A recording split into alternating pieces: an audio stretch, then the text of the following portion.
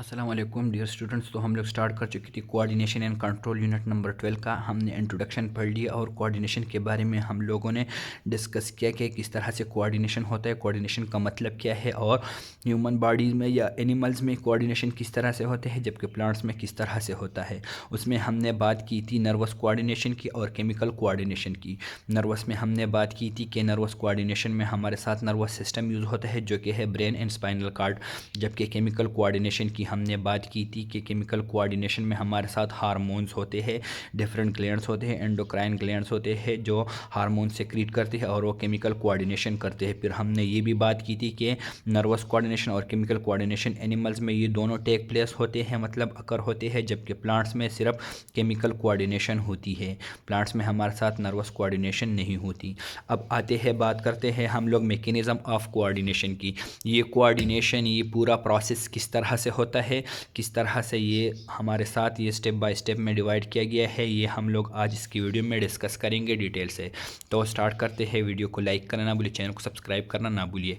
Mechanism में हमारे साथ ये 3 स्टेप्स पे इन्होंने डिवाइड किया हुआ है। नंबर फर्स्ट में हमारे साथ फेज़ 1 में रिसीविंग स्टिमुलस आता है। हम लोग जो स्टिमुलस है एक्सटर्नल एनवायरनमेंट में जो चेंज अकर होता है उसको स्टिमुलाई बोलते हैं, स्टिमुलस बोला जाता है। तो वो फर्स्ट में हम लोग के साथ क्या होता है, रिसीविंग स्टिमुलस इस मैकेनिज़्म में होता है। दूसरे फेज़ में हमारे साथ क्या होता है, मैसेज टू कोऑर्डिनेटर, कोऑर्डिनेटर्स को मैसेज दिया जाता है। कोऑर्डिनेटर्स को मैसेज देने का तरीक़ा जो है वो हमारे साथ जो नर्वस सिस्टम है, नर्वस कोऑर्डिनेशन में ब्रेन और स्पाइनल कार्ड कोऑर्डिनेटर्स होते हैं, जबकि केमिकल कोऑर्डिनेशन में हमारे साथ एंडोक्राइन ग्लैंड्स जो होते हैं वो कोऑर्डिनेशन में आ जाते हैं, कोऑर्डिनेटर्स होते हैं। फेज़ नंबर 3 में हमारे साथ प्रोड्यूसिंग रिस्पांस प्रोड्यूस किया जाता है। रिस्पांस प्रोड्यूस करने का मतलब भी हम लोग यहाँ से डिटेल से डिस्कस करेंगे। फिर हमारे साथ ये एक टेबल गिवन है, इसको भी हम लोग डिटेल से डिस्कस करेंगे। तो स्टार्ट करते हैं। रिसीविंग स्टिमुलस हमारे साथ एक्सटर्नल एनवायरनमेंट में जो चेंज होता है उसको स्टिमुलस या स्टिमुलाई बोला जाता है। स्टिमुलाई उसका प्लूरल है। When some change occur in our internal और external environment specific parts of the body feels that change. बाहर के एनवायरनमेंट में जब भी कोई चेंज आ जाता है तो हमारी बॉडी, हमारी जिस्म के स्पेसिफिक पार्ट्स जो है उसको फील करते हैं उस चेंज को। Any change in the environment which can initiate a response in a body is called stimulus. हमारे साथ स्टिमुलस क्या चीज़ है, वो ऐसा चेंज है कि हमारे साथ बॉडी में इनिशिएट करे एक रिस्पांस को, कि उसके रिस्पांस में हम लोग कोई काम करें, कोई एक्शन ले ले, तो उसको क्या बोला जाता है, स्टिमुलस बोला जाता है। स्टिमुलस एक चेंज है जो कि इनिशिएट करता है हमारी बॉडी में एक रिस्पांस, उसको स्टिमुलस बोला जाता है। For example touch, light and sound etcetera are stimuli. हमारे साथ स्टिमुलाई के क्या एग्जांपल्स है, कोई किसी के साथ टच हो जाता है, मतलब हम लोग किसी को ऐसे मुक्का मार देते हैं, या लाइट वगैरह रोशनी आ जाती है, रोशनी कम ज़्यादा हो जाती है, वो भी स्टिमुलस हो सकता है। साउंड, आवाज़ भी एक स्टिमुलस हो सकता है। The part of the body which receives और feel the stimuli are called receptors. Receptors का कौन सी चीज़ें होती है, रिसेप्टर्स हमारे साथ जो ये स्टिमुलाई को फील करती है, स्टिमुलाई को महसूस करती है या रिसीव करती है। लेट्स से हमारे साथ तेज़ आवाज़ शुरू हो जाती है तो इसमें हमारे साथ रिसेप्टर्स क्या होंगे, एयर होंगे। सेंस ऑर्गन में जो आते हैं, लाइट तेज़ हो जाती है, कम हो जाती है, तो स्टिमुलस में हमारे साथ रिसेप्टर्स क्या होंगे, आइज़ होंगे। और भी कोई इस तरह के अगर हमारे साथ हमारे बॉडी पे कोई इस तरह का कोई मुक्का मार देता है तो हमारे साथ रिसेप्टर क्या होगा, स्किन होगा या दूसरे बॉडी पार्ट्स हो सकते हैं। स्पेशल ऑर्गन्स, टिश्यूज़ और even cells of the body में act as receptors. Special organs भी इसमें हो सकते हैं रिसेप्टर्स में, टिश्यूज़ भी हो सकते हैं, या इवन सेल्स भी इसमें रिसेप्टर्स के तौर पर एक्ट कर सकते हैं। फॉर एग्ज़ाम्पल, और सेंस आर्गन्स, हमारे सेंस आर्गन में क्या है, आई है, ईयर है, स्किन है, टंग है, नोज़ है, ये 5 हमारे साथ सेंस आर्गन्स है।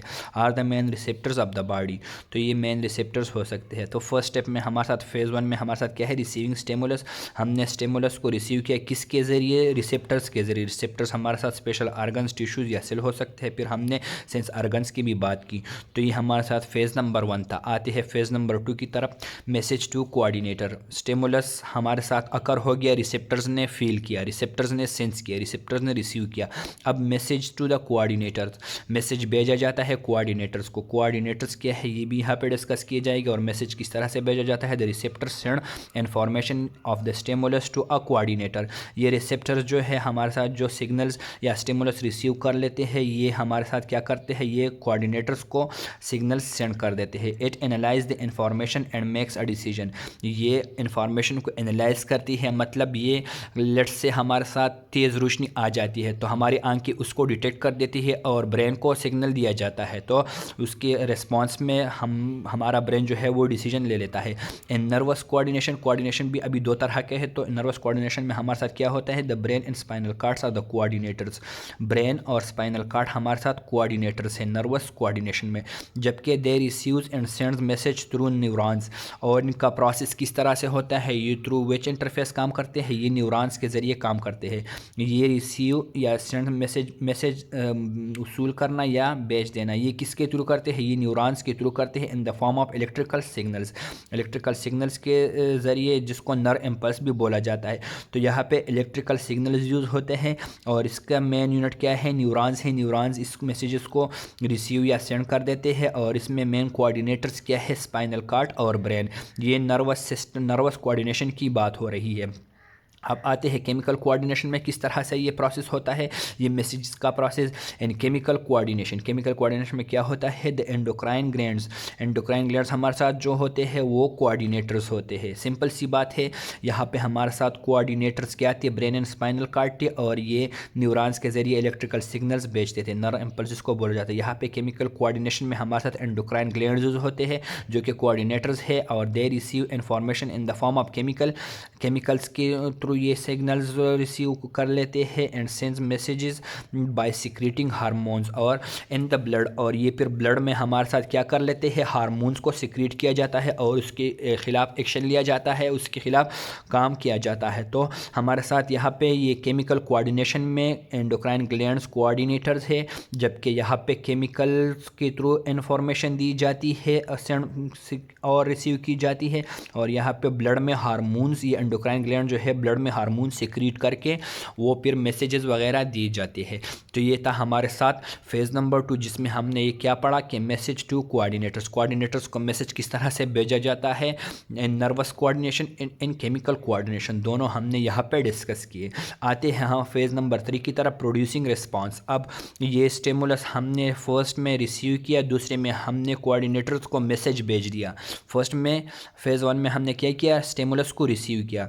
दूसरे स्टेप में हमने क्या किया, मैसेज भेज दिया गया कोऑर्डिनेटर्स को। दोनों तरह की कोऑर्डिनेशन में, नर्वस में भी और केमिकल में भी। अब प्रोड्यूसिंग रिस्पांस, रिस्पांस उसके खिलाफ एक्शन किस तरह से लिया जाता है, रिस्पांस कैसे किया जाता है। ये फेज़ नंबर 3 जो कि लास्ट फेज़ है स्टेप का, इस मैकेनिज्म का। इसमें क्या होता है, the coordinator send a message to special parts of the body for proper action response. अब कोऑर्डिनेटर्स जो है, लेट्स से हमारे साथ कोई तेज़ हवा आ जाती है, कोई लेट्स से हमारे साथ सर्दी होती है, तो हमारे ब्रेन्स को सिग्नल मिल जाता है कि सर्दी है और आपने कुछ कर लेना है। तो ब्रेन जो है वो बॉडी पार्ट्स को हुक्म दे देती है, वो रिस्पांस कर देती है कि आप उठ जाओ, कोई कंबल उठाओ, कोई और चादर उठाओ और लपेट लो, ताकि सर्दी जो है वो आपकी कम हो जाए। तो ये हमारे साथ क्या है, प्रोड्यूसिंग एक्शन है, प्रोड्यूसिंग रिस्पांस भी इसको बोला जाता है। तो कोऑर्डिनेटर मैसेज सेंड करता है स्पेशल बॉडी पार्ट्स को प्रॉपर एक्शन के लिए। These parts are called effectors, और इन पार्ट्स को फिर क्या बोला जाता है, इफेक्टर्स बोला जाता है। इन नर्वस कोऑर्डिनेशन, नर्वस कोऑर्डिनेशन में हमारे साथ क्या होता है, ब्रेन हमें क्या ऑर्डर देता है, muscles and glands are effectors, muscles और ग्लैंड्स इफेक्टर हो सकते हैं, मतलब ये एक्शन ले सकते हैं। While in chemical coordination different tissues of the body acts as effector, जबकि केमिकल कोऑर्डिनेशन में डिफरेंट बॉडी के टिश्यू जो है वो इफेक्टर के तौर पे काम कर लेते हैं। On receiving the coordinator message, coordinator उसको जो मैसेज दे देता है, वो जब वो रिसीव कर लेते हैं body parts, the effectors carries out actions response according to their specialisations.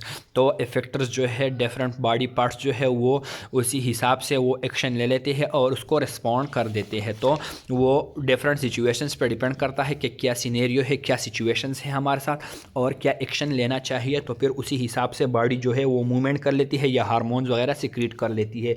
अब this can be understood with a simple example. यहाँ पे एक सिंपल एग्जांपल ले लेते हैं तो इससे आप लोगों को समझ आ जाएगी। When the door of your house is knocked, let's say कोई आप लोगों के दरवाज़ा बजा देता है, कोई नॉक कर देता है आप लोगों के डोर पे। The sound produced by knocking is a stimulus. अब जो डोर पे नॉकिंग की जाती है तो वो नॉकिंग का साउंड जो है वो हमारे साथ क्या है, स्टिमुलस है, एक चेंज है। तो ये फेज़ नंबर 1 हो गया। फिर your ears receptors receive the stimulus and sends a message to your brain coordinator. दूसरे फेज़ में हमने क्या कहा था, फर्स्ट स्टेप में स्टिमुलस हो गया, दूसरे स्टेप में हमने क्या किया कि ये जो आवाज़ थी ये ईयर्स के थ्रू, रिसेप्टर्स के थ्रू, यहाँ पे हमने बात की रिसेप्टर्स की कि यहाँ पे फर्स्ट स्टेप, ये फर्स्ट स्टेप अभी चल रहा है तो ये रिसेप्टर्स जो है ये साउंड रिसीव कर देती है। दूसरे स्टेप में ये मैसेज जो है, मैसेज हमारे साथ कोऑर्डिनेटर्स यहाँ पे ब्रेन को लिया जाता है थ्रू इलेक्ट्रिकल सिग्नल्स न्यूरॉन्स के through. The brain analyses the information, brain जो है वो इंफॉर्मेशन एनालाइज करता है and sends a message to the muscles effectors of your leg to move and take you to the door. और तीसरे step में जो प्रोड्यूसिंग रिस्पॉन्स है तो ब्रेन की तरफ से मैसेज आ जाता है कि आपने उठ जाना है और देखना है कि दरवाजे पे बाहर कौन है। तो ये हमारे साथ इसने लेग्स को ऑर्डर दिया तो कि इसका मूवमेंट अकर हो जाए और ये बंदा जो है ये दरवाजे तक चला जाए ताकि दरवाजे पे देखे कि कौन है। Then signals are communicated to hand to move and open the door. फिर सिग्नल्स दिए जाते हैं हैंड्स को कि दरवाजे को ओपन करे और इस तरह से ये प्रोसेस कंप्लीट हो जाता है। तो ये था हमारे साथ पूरे का पूरा process, mechanism of coordination. 3 phases हमने डिस्कस की। यहाँ पे अब आते हैं नर्वस कोऑर्डिनेशन और केमिकल कोऑर्डिनेशन की थोड़ी बहुत कंपैरिजन देख लेते हैं। तो ये हमारे साथ है moods of coordination. Moods of coordination में हमारे साथ नर्वस कोऑर्डिनेशन में इलेक्ट्रिकल मूड ऑफ कोऑर्डिनेशन है, जबकि केमिकल कोऑर्डिनेशन में हमारे साथ हार्मोनल होते हैं, हार्मोन सिक्रीट होते हैं। दूसरा आते हैं रिसेप्टर्स। यहाँ पे रिसीव करने वाली कौन कौन सी चीज़ें होती है तो नर्वस कोऑर्डिनेशन में हमारे साथ सेंस ऑर्गन्स हो सकते हैं जैसे कि eye, ear, nose, tongue, skin. जबकि केमिकल कोऑर्डिनेशन में हमारे साथ रिसेप्टर्स क्या है, many body parts e g. Kidney, livers etcetera. Coordinators की बात करते हैं तो नर्वस कोऑर्डिनेशन में हमने पीछे भी बात की कि brain and spinal cord are coordinators, जबकि केमिकल कोऑर्डिनेशन में कोऑर्डिनेटर्स हमारे साथ क्या है, एंडोक्राइन ग्लैंड्स है। आते हैं इफेक्टर्स की तरफ तो यहाँ पे हमारे साथ नर्वस कोऑर्डिनेशन में इफेक्टर्स क्या है, मसल्स एंड ग्लैंड्स है, वो भी हमने पीछे की टॉपिक में डिस्कस किया। जबकि केमिकल कोऑर्डिनेशन में हमारे साथ many body parts, kidney, liver, stomach etcetera ये इफेक्टर्स हो सकते हैं जो कि हार्मोन सिक्रीट करने का ऑर्डर देंगे। यहाँ पे नर्वस कोऑर्डिनेशन की अगर बात की तो नेचर ऑफ मैसेज हमारे साथ इलेक्ट्रिकल होता है, नर्व इम्पल्स के थ्रू सिग्नल्स भेजे जाते हैं। और यहाँ पे केमिकल कोऑर्डिनेशन में केमिकल्स यानी कि हार्मोन्स के ज़रिए ये हमारे साथ ये नेचर ऑफ मैसेज होता है। कैरियर, अब मैसेज किस तरह से कैरी किया जाता है तो यहाँ पे न्यूरॉन जो है नर्वस कोऑर्डिनेशन में न्यूरॉन्स मैसेज को कैरी कर देते हैं, जबकि केमिकल कोऑर्डिनेशन में हमारे साथ ब्लड जो है उसमें हार्मोन सिक्रेट की जाती है और ये मैसेज कैरी कर लेती है। यहाँ पे नर्वस कोऑर्डिनेशन में नेचर ऑफ रिस्पांस हमारे साथ क्या है, रिस्पांस किस तरह से दिया जाता है तो कंट्रैक्शन ऑफ मसल्स या सिक्रीशन फ्रॉम ग्लैंड्स। यहाँ पे मसल्स कंट्रैक्शन हो जाती है या मसल्स एक्सटेंड कंट्रैक्ट ये हो जाती है या ग्लैंड्स जो है वो सिक्रीशंस कर लेती है। जबकि nature of response and chemical coordination किस तरह से होता है, वेरियस टाइप्स होते हैं जैसे कि growth, reabsorption of water bye kidney etcetera. तो ये था हमारे साथ एक टेबल गिवन है यहाँ पे पेज नंबर 34 पे, जिसमें नर्वस कोऑर्डिनेशन और केमिकल कोऑर्डिनेशन की थोड़ी बहुत कंपैरिजन की गई है। तो ये था आज का हमारा टॉपिक। होपफुली ये मैकेनिज्म ऑफ कोऑर्डिनेशन का टॉपिक आप लोगों को समझ आ गया होगा। वीडियो को लाइक करना ना भूलिएगा। इंशाल्लाह नेक्स्ट लेक्चर में मिलते हैं।